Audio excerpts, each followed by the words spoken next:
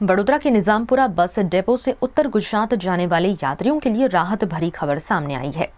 आज से उत्तर गुजरात के कई शहरों के लिए नई एसटी बस सेवाएं शुरू कर दी गई हैं। वडोदरा के निजामपुरा बस डिपो से उत्तर गुजरात की ओर कुल 7 नई एसटी बस सेवाओं की शुरुआत की गई है। आज इन बसों को विधायक केयू रोकड़िया और एसटी विभाग के अधिकारियों द्वारा हरी झंडी दिखाकर रवाना किया गया। आज से निजामपुरा से डीसा और राधनपुर के लिए सीधी एसटी बस सेवा शुरू हो गई है।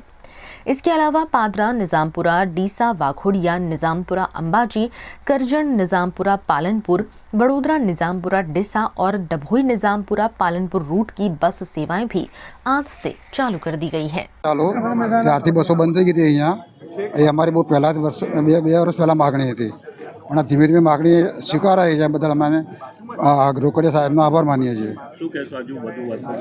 હજુ ભવિષ્યમાં વધારે બસો મળે એવી અમે આશા રાખીએ છીએ અને બસો ભવિષ્યમાં ચાલુ રહે એ પણ આશા રાખીએ। ભવિષ્યમાં પેસેન્જર નહીં મળતા એ કરીને બંધ ના કરી દે એ પણ અમારી માગણી છે। ગુજરાત સરકાર દ્વારા જે પ્રમાણે આ વિસ્તારના અમારો જે ઉત્તર ભાગ કહેવાય વડોદરા શહેરના એના વિસ્તારના નાગરિકો દ્વારા જે રજૂઆત અમને મળી હતી અને વિશેષ રૂપે સિનિયર સિટીઝન દ્વારા અમને જે રજૂઆત મળી હતી કે અહીંથી ઉત્તર ગુજરાત તરફ જવા માટે છેક બસ સ્ટેન્ડ 3-4 કિલોમીટર વિસ્તારમાં જ છે છતાં પણ અહીંયાથી નિઝામપુરા બસ ડેપો જ્યારે અવેલેબલ છે તો અહીંયાથી ઉપાડવામાં આવે તો આજે 7 બસો એટલે કે 2 નવીન બસ એટલે કે નિઝામપુરા ડીસા અને નિઝામપુરા રાધનપુર 2 નવી બસ, ગયા અઠવાડિયે 1 નવી બસ અને એના સિવાયની 5 બસોના રૂટ એ શરૂ કરવામાં આવ્યા છે અને આ 5 બસો પાદરા, વાઘોડિયા, કરજણ, ડભોઈ, વડોદરા ગ્રામ્યમાંથી પણ નિઝામપુરા બસ ડેપોથી ઉત્તર ગુજરાત તરફ જવા માટેની આજે લીલી ઝંડી આપી છે।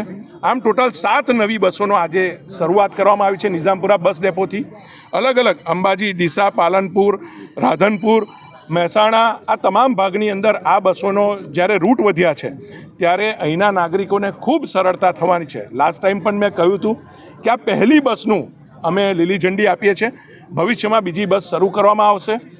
દર 15 દિવસે એક બસ શરૂ કરવાનું અમારું પ્લાનિંગ હતું પણ લોકોની માગણી હતી કે ઝડપથી આ બસો શરૂ કરવામાં આવે તો આજે એક સાથે 7 જેટલી બસોને અમે અહીંયા મૂકી છે અને હજુ પણ અહીંયા જીએસઆરટીસી વિભાગ અમારા જે મેનેજર છે એ પણ અહીંયા સર્વે કરવાના છે કે આ બસો મૂકતા પણ જો પેસેન્જરો અહીંયા વધુ સંખ્યામાં આવે છે તો અમે નવી બસો કરવા પણ કટિબદ્ધ છે।